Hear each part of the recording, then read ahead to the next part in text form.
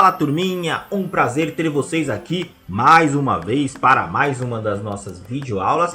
E turminha, na nossa aula de hoje nós vamos continuar resolvendo as atividades do material de apoio. Nossa aula é de língua portuguesa e nós vamos resolver as atividades das páginas 64 até a página de número 66, onde nós vamos falar sobre mais um gênero textual. Dessa vez nós vamos conhecer as características do poema. Muito bem, então sabendo disso, agora você precisa ir urgentemente correndo buscar o seu caderno, o seu lápis e também a sua borracha, pois chegou a hora de nós fazermos a correção.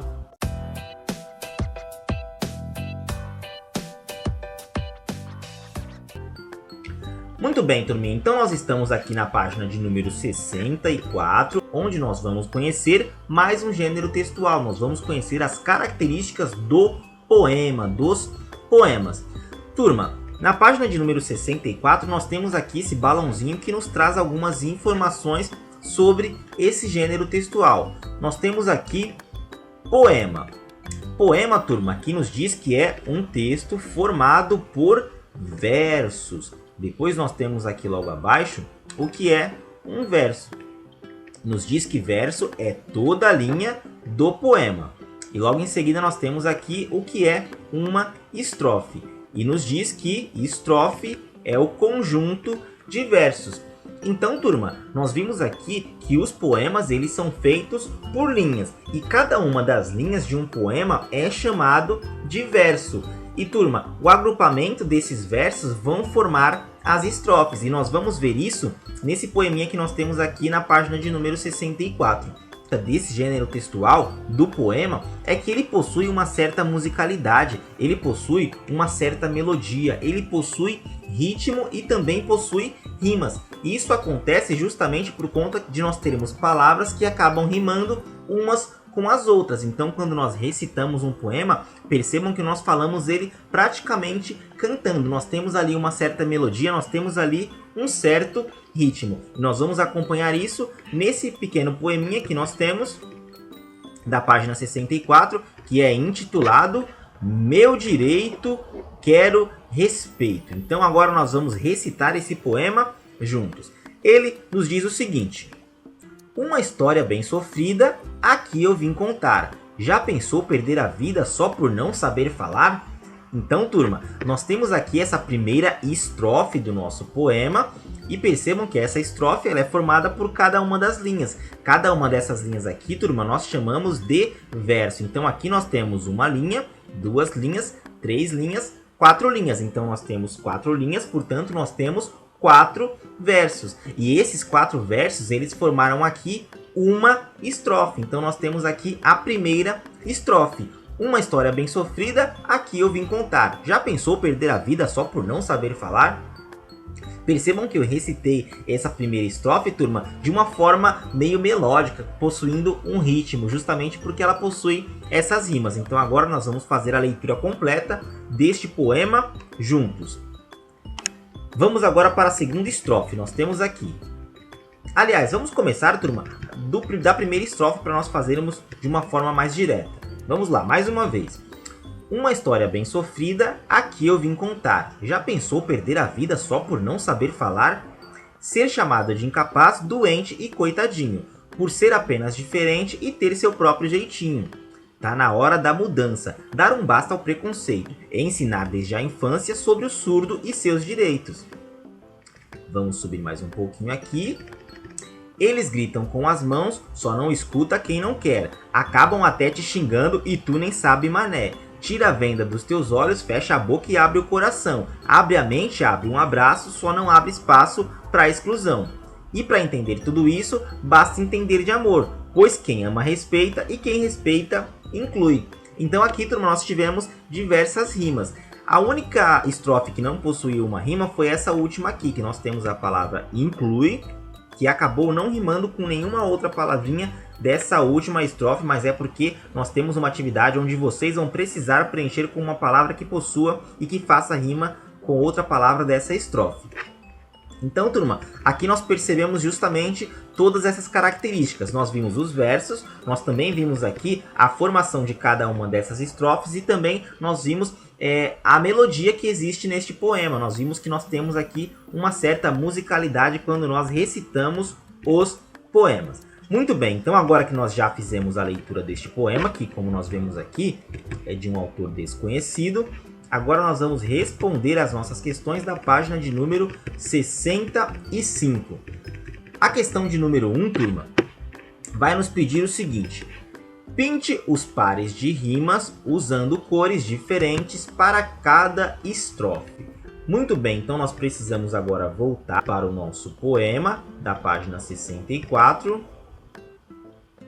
E nós precisamos pintar de cores diferentes cada uma das rimas que formam as estrofes. Então vamos começar aqui, turma, pela estrofe de número 1, que nos diz: uma história bem sofrida, aqui eu vim contar. Já pensou perder a vida só por não saber falar? Turma, nessa primeira estrofe nós temos essa primeira palavrinha aqui, que é a palavrinha sofrida. Essa palavrinha sofrida, ela rima com a palavrinha vida. Elas possuem a mesma terminação, a terminação ida. Então nós temos sofrida e vida. Nós também temos aqui, turma, a palavrinha contar, que faz uma rima com a palavrinha falar. Elas possuem a mesma terminação, ar. Então nós temos contar e falar. E aqui nós já pintamos essas rimas. Na estrofe de número 2, nós temos aqui a palavra coitadinho, que rima com a palavra jeitinho. Nós podemos pintar essas duas palavrinhas, vamos ver, de uma cor vermelha. Então aqui nós pintamos de uma cor vermelha. Na terceira estrofe nós temos a palavra mudança, que rima com a palavra infância. E nós também temos a palavra preconceito, que rima com a palavra direitos. Aqui, turma, nós podemos pintar com a cor, vamos ver, com a cor azul. Depois nós temos aqui, turma, a estrofe de número 4, que nos diz o seguinte: eles gritam com as mãos, só não escuta quem não quer. Acabam até te xingando e tu nem sabe mané. Nós temos aqui, turma, a palavrinha quer, que rima com a palavrinha mané. Então nós podemos pintar essas duas palavrinhas com a cor verde. Nós temos a estrofe de número 5, que diz: tira a venda dos teus olhos, fecha a boca e abre o coração. Abre a mente, abre um abraço, só não abre espaço para exclusão. Então aqui nós temos a palavra coração, que rima com a palavra exclusão. Nós podemos pintar da cor rosa. E nós temos a última estrofe, onde nós não temos nenhuma rima, né, turma? Aqui nós não temos nenhuma palavra que faz rima com a outra. Portanto, nós podemos ir para a questão de número 2. Turma, a questão de número 2 nos pergunta quantas estrofes tem o poema Meu Direito, Quero Respeito. Muito simples, muito fácil, né, turma? Nós vimos que as estrofes são conjuntos de versos. Então, se nós voltarmos para o nosso poema, nós vamos ver justamente a quantidade que nós temos de versos. E nós já tínhamos visto anteriormente. Nós vimos que os versos, que as estrofes desse poema são 6 estrofes. Nós temos aqui a primeira estrofe. Aliás, vamos subir mais um pouquinho aqui. Nós temos a primeira estrofe, a segunda estrofe e a terceira estrofe. Depois nós temos aqui a quarta estrofe. Depois a quinta estrofe e por fim a sexta estrofe. Então nós temos 6 estrofes nesse poema. Bem simples, bem facinho. Agora nós temos aqui, turma, a questão de número 3, que vai nos perguntar o seguinte: ao ler o poema, notamos que a pessoa é alternativa A, surda. E é justamente isso, né, turma? Nós vimos que esse poeminha fala justamente sobre as pessoas surdas. Fala justamente sobre o preconceito que muitas pessoas têm em relação às pessoas surdas. Então, a alternativa correta é a alternativa A de avião. Agora nós temos aqui a questão de número 4, que nos pergunta o seguinte: como é chamada a língua utilizada pela pessoa surda? Alternativa A, Libras. E, turma, é justamente essa alternativa. A alternativa correta é a alternativa A, pois Libras é a língua que é utilizada pelas pessoas surdas. A palavrinha Libras, turma, é uma sigla que significa Língua Brasileira de Sinais.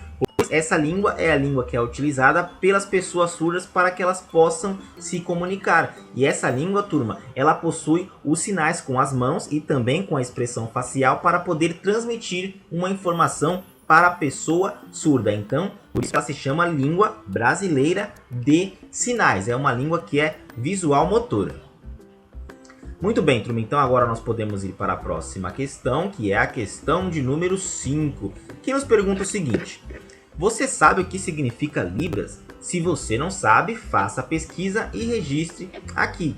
E nós acabamos de ver, né, turma? Nós vimos que a Libras é a língua brasileira de sinais. Então aqui vocês precisariam ter pesquisado para ver o que era esta sigla, o que significava. Então agora nós vamos para a página de número 6, que nos pede o seguinte: procure no dicionário o significado das palavras abaixo. Então, turma, nós temos aqui duas palavrinhas que nós deveríamos ter procurado o seu significado. Nós temos aqui a primeira palavrinha, que é a palavra inclusão. E, turma, observando e fazendo uma pesquisa no Google ou pesquisando no dicionário, nós vemos que inclusão é o ato de incluir. Turma, nós podemos entender essa palavrinha inclusão como sendo o ato de colocar para dentro, de você incluir, colocar para dentro. Então, turma, essa palavrinha inclusão, quando nós ouvimos no nosso dia a dia, ela tem justamente esse sentido, o sentido de incluir as pessoas dentro da sociedade, as pessoas que têm deficiência, algum tipo de deficiência dentro da sociedade, para que elas possam participar de todos os eventos que as pessoas que não possuem deficiência já participam. Então, essa é a ideia de inclusão. Depois nós temos aqui a palavrinha diferente. E o significado da palavrinha diferente, turma, é aquilo que não é igual. É bem simples, né, turma? Diferente é aquilo que não é igual. Muito bem, turma. Então agora nós podemos ir para a questão de número 7, que nos pede o seguinte: leia a última estrofe e escolha uma das palavras abaixo que rime e que faça sentido com o texto. Turma, foi justamente aquela última estrofe em que nós vimos que não possuía nenhum tipo de rima. Então agora vocês é que vão precisar escolher uma palavra que faça rima com essa estrofe e que também tenha sentido, né, turma? Porque não adianta de nada a gente rimar uma estrofe, sendo que a palavra que a gente utilizou não combina com nada e não tem nada a ver. Então nós temos aqui algumas palavrinhas e nós precisamos escolher a palavrinha correta. A estrofe diz o seguinte: e para entender tudo isso, basta entender de amor, pois quem ama respeita e quem respeita é calor? Não, né, turma? Não combina. É horror? Quem respeita é horror? Doutor? Quem respeita é doutor? Não faz muito sentido, né, turma? Então só nos resta aqui a palavra acolhedor, que é justamente a palavra que faz sentido, né, turma? Aí então vai ficar assim: e para entender tudo isso, basta entender de amor, pois quem ama respeita e quem respeita é acolhedor. E é justamente isso, né, turma? Quem respeita é acolhedor. Bem facinho, bem tranquila essa questão, né, turma? Então agora nós podemos ir para a questão de número 8, que é a nossa última questão da página 66, que vai nos pedir o seguinte: complete seguindo as instruções. Então vamos completar seguindo as instruções dessa tabelinha aqui. Nós temos a palavrinha inclusão. Então nós precisamos aqui colocar o número de letras, o número de consoantes e também o número de vogais dessa palavrinha, da palavrinha inclusão. Muito bem. A palavra inclusão, ela possui a letrinha I, a letra M, a letra C, a letra L, a letra U, a letra S, a letra A e também a letrinha O. Portanto, nós temos aqui, turma, 8 letrinhas. Então aqui nós podemos preencher com o número 8. Depois nós temos aqui o número de consoantes. Então vamos contar cada uma das consoantes dessa palavra. Nós temos aqui a letrinha N, a letrinha C, a letrinha L e também temos a consoante S. Então nós temos aqui essas 4 consoantes: N, C, L e S. Podemos marcar aqui o número 4. E depois nos pede o número de vogais, também bem tranquilo. Nós temos aqui a vogal I, a vogal U, a vogal A e também a vogal O. Portanto, nós temos aqui 4 vogais. Então, nós temos o mesmo número de vogais do que o número de consoantes. Bem tranquilo, bem facinho, né, turma? Então nós temos 8 letras, 4 consoantes e 4 vogais. Bem tranquilo, né, turma? Então assim nós encerramos as atividades das páginas 64 até a página de número 66. Então, turma, nós nos encontramos em uma próxima oportunidade. Eu desejo a todos vocês bons estudos e nos vemos na próxima aula. Até lá!